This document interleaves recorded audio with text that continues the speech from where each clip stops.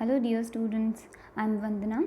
Last lecture में आपने देखा था characteristics of a chemical reaction. अभी हम देखेंगे केमिकल इक्वेशन, क्योंकि मैंने आपको बताया था केमिकल इक्वेशन ही सबसे सिस्टमैटिक फॉर्म है और हम इसी को ज़्यादा यूज़ करते हैं। You know that brief representation और summarised form of a chemical reaction is called chemical equation. ये हमारा लास्ट लेक्चर में डिस्कस हो गया था। अब केमिकल इक्वेशन भी टू टाइप्स की हो सकती है, word equation and symbol equation. Word equation में ये होता है कि रिएक्टेंट्स एंड प्रोडक्ट्स को आप वर्ड्स की फॉर्म में लिख रहे हो, so you can say it links together the names of reactants with products. जैसे देखो यहाँ पर हमने एग्जाम्पल लिया है, zinc plus sulphuric acid gives zinc sulphate plus hydrogen. इसमें हमने इसको वर्ड्स की फॉर्म में लिखा है। एक और एग्जांपल ले सकते हो, जैसे magnesium plus oxygen gives magnesium oxide. Symbol equation में क्या होगा, इन्हीं रिएक्टेंट्स एंड प्रोडक्ट्स के हम सिंबल्स और फॉर्मूलाज लिखेंगे। देखिए हमने लिखा है इसको, जिंक को Zn लिख दिया, सल्फ्यूरिक एसिड को H2SO4 लिख दिया, फिर गिव्स जिंक सल्फेट को ZnSO4 लिख दिया और हाइड्रोजन को H2 लिख दिया। वैसे ही हमने यहाँ Mg plus O2 gives MgO लिख दिया। क्लियर? देन हम केमिकल इक्वेशन को बैलेंसिंग के बेसिस पर भी टू कैटेगरीज में डिवाइड कर सकते हैं, unbalanced chemical equation and balanced chemical equation. इसका क्या मतलब है? अनबैलेंस्ड केमिकल इक्वेशन में क्या होता है कि number of atoms of different elements, reactant side और प्रोडक्ट साइड में जितने भी एलिमेंट्स हैं उनके number of atoms both side में इक्वल नहीं होते, उसको बोलते हैं अनबैलेंस्ड केमिकल इक्वेशन। इसको स्केलेटल इक्वेशन भी बोल सकते हैं। इसका ओनली थियोरेटिकल एग्जिस्टेंस होता है, प्रैक्टिकली इसका कोई एग्जिस्टेंस नहीं है। एग्जाम्पल आप देख सकते हैं, हमने लिखा है Mg plus O2 gives MgO। अब देखो इसमें लेफ्ट हैंड साइड में मैग्नीशियम 1 एटम है और राइट हैंड साइड में भी 1 है, but oxygen left hand side में 2 है लेकिन ऑक्सीजन राइट हैंड साइड में 1 है, so this reaction is not balanced. Then हम देखते हैं बैलेंस्ड केमिकल इक्वेशन। इसमें क्या होगा, number of atoms of different elements are always equal on both sides of the equation. यहाँ हमेशा नंबर ऑफ एटम्स जो होंगे वो LHS और RHS में ऑलवेज इक्वल होंगे। इसमें देखिए हमने ये डिजिट लगा दिया है यहाँ पे, ये जो लिखा है हमने 2 Mg plus O2 gives 2 MgO, तो रिएक्शन बैलेंस हो गई।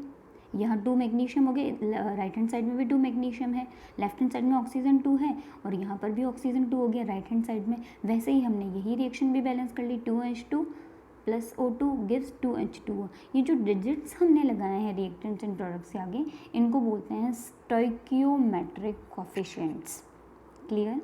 Then balancing of a chemical equation. पहले आप ये बताइए दैट रिएक्शन बैलेंस करना क्यों एसेंशियल है, क्यों ज़रूरी है। ये भी आप 9th क्लास में स्टडी कर चुके हो, आपने एक लॉ पढ़ा होगा, law of conservation of mass. तो उस law of conservation of mass को सेटिस्फाई करने के लिए ही हम रिएक्शन को यानी इक्वेशन को बैलेंस करते हैं। This law was given by Lavoisier in 1774। According to this law, mass can neither be created nor be destroyed in a chemical reaction. Or in other words, you can say total mass of reactants is always equal to total mass of products. अब total mass दोनों side equal कब होगा, जब number equal होंगे। Clear? Then हमारे पास equation balance करने के बहुत सारे अलग अलग तरीके होते हैं। हिट एंड ट्रायल मेथड होता है, एल्जेब्रिक मेथड होता है। आप एक चैप्टर पढ़ोगे रेडॉक्स 11th क्लास में, जिसमें और मेथड्स दे रखे हैं। ऑक्सीडेशन नंबर मेथड होता है, आयन इलेक्ट्रॉन मेथड होता है, वो तो खैर अभी आपके सिलेबस में नहीं है, बट अभी आपके सिलेबस में जो फर्स्ट मेथड है वो है हिट एंड ट्रायल मेथड। इसका कोई लॉजिक नहीं है, हिट एंड ट्रायल पर बेस्ड है। इसमें हम स्टोइकियोमेट्रिक कोफिशिएंट्स को एडजस्ट करते हैं। इसके स्टेप्स क्या क्या हो सकते हैं, देखिए अब ये जो मैंने एक एग्जाम्पल दे रखा है, इसमें small a, small b, small c और स्मॉल d हैं स्टोइकियोमेट्रिक कोफिशिएंट्स। देन इसमें क्या करना है आपको, वर्ड इक्वेशन को सिंबल इक्वेशन में कन्वर्ट कर लो। देन रिएक्टेंट साइड और प्रोडक्ट साइड में जितने भी एलिमेंट्स हैं उनके नंबर ऑफ एटम्स जो है वो नोट कर लो। फिर ऑक्सीजन को बैलेंस कर लो, देन हाइड्रोजन को बैलेंस कर लो, देन रिमेनिंग एलिमेंट्स को बैलेंस कर लो। इसमें एक बात ध्यान रखनी है आपको, that don't change the formula of the substances. किसी भी रिएक्टेंट या प्रोडक्ट का फॉर्मूला आपको चेंज नहीं करना है, आपको सिर्फ स्टोइकियोमेट्रिक कोफिशिएंट्स चेंज करने हैं। देन एक बार उनको फाइनल चेक कर लो। ये इसका एक एग्जाम्पल भी दे रखा है मैंने। Iron plus water gives iron second third oxide plus hydrogen, Fe plus H2O gives Fe3O4 plus hydrogen. Then हमने इसके रिएक्टेंट साइड और प्रोडक्ट साइड के नंबर ऑफ एटम्स नोट कर लिए। फिर हमने ऑक्सीजन को बैलेंस कर लिया यहाँ पर। क्यों? क्योंकि राइट हैंड साइड में ऑक्सीजन 4 थे, हमने H2O के आगे 4 लगा दिया, बैलेंस हो गई। फिर लेफ्ट हैंड साइड में हाइड्रोजन कितने थे? 4 × 2 8 एटम्स थे, हमने राइट हैंड साइड में 4 H2 लगा दिया। एंड देन हमने आयरन को बैलेंस कर लिया, जो रिमेनिंग एलिमेंट था 3 Fe लिख दिया लेफ्ट हैंड साइड में, तो राइट हैंड साइड की इक्वल हो गया। Now this reaction is balanced. Okay, ये तो बहुत ईजी था। अब हमारे पास एक और मेथड है, एल्जेब्रिक मेथड।